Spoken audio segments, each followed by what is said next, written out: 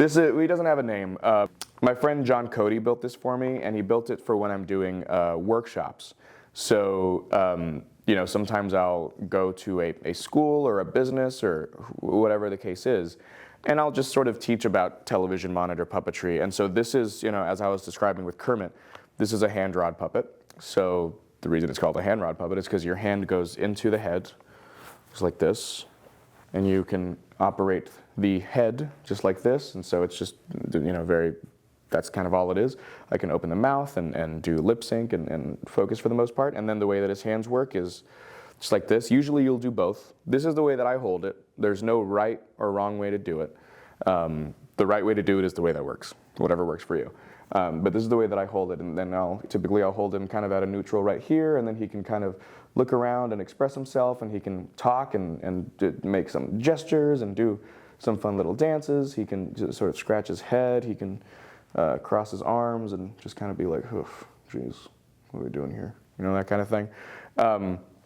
It's fun. It takes a very long time to learn, but he doesn't. What do you think his name should be? What does he look like to you? First name that popped to mind was Ralph. Ralph. Nice. And what would I sound like? What do you think? Kind of gravelly. Oh, okay. Oh, kind of like this? Okay. Yeah, okay. Well, hi. Nice to meet you. I'm Ralph. We just came up with a character together. It's very exciting. I'm very glad to be here.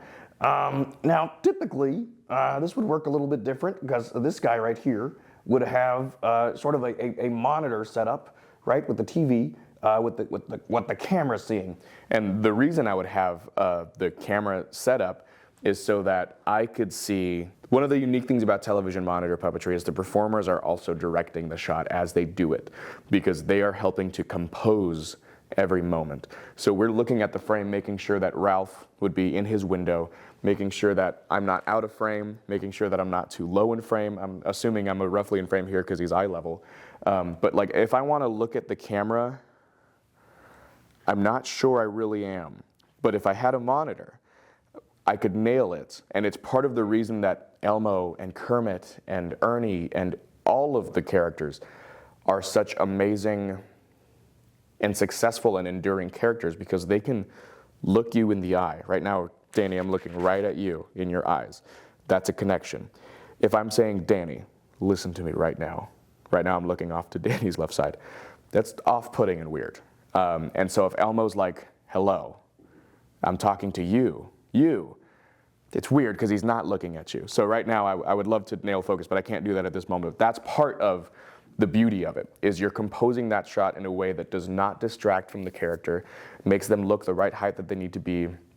They feel the way that they need to look. Your head is not in the shot, your arm is not in the shot, because it's an illusion. Puppetry is just an illusion, and it's an illusion that is catered to every single shot. So typically we will not have multiple cameras on the characters because you can only play to one shot at a time. Sorry, yeah, I'm very used to just using him as a tool. We're used to playing one shot at a time because what looks good in this shot, for example, if I have this character talking this way, right? What I'm doing here is I'm just looking right over here, right? But if we turn, you see that his neck is actually kind of broken because he's cheating his face out this way, so that you can still see, I think roughly, you should be able to see both of his eyes, and he's looking, right off over here. If I were to do it full profile, it gets very boring. This is a lot more interesting. But if you have an angle over here, what you're seeing is this, and it's creepy, right? What could be a really nice, endearing moment becomes a puppet with a broken neck that's like, yeah, yeah, and just listening, and it's just odd. So we really have to tailor everything, every shot. We have to craft every single shot. Every shot that you see with the Muppets is like that. But the beauty is it doesn't take so long because all of that is inherent in all of these performers. It's second nature. And what's great about that is once you have learned it, it becomes a language that you speak, and you can forget about it and focus on the performance. Because among all of the things that I just mentioned, right, maintaining the right height, managing both arm rods, focus, the voice, right, now we have a brand new character, which happens very often. Maintaining that. You also have to read your lines. You also have to perform, because puppeteers, first and foremost, are actors. And that's the only reason that these characters are as enduring as they are is because anybody can put on a sock and do a silly voice. Anybody can do it. There are very few people who can make you cry with that same silly voice in that same sock with buttons on it. And there are very few people who can turn that art form into something that you don't get tired of seeing after 5 seconds, that you can watch a full-length movie of, that you feel a connection with. You know, you feel this personal attachment to these characters that you don't feel if somebody's just like, and then they throw it away. You're done with that after 5 seconds. This you could do, and you keep wanting to come back to, just like with the Muppets. You keep wanting to come back to them. You want to go visit your friends again because you love them, because they're annoying in the right way. They're funny in the right way. They make you emotional in the right way. They make you feel all of those things, and it's a big part of it is making sure that we're perfecting the craft and making sure that every shot is perfect, every performance is perfect, every line is like labored over.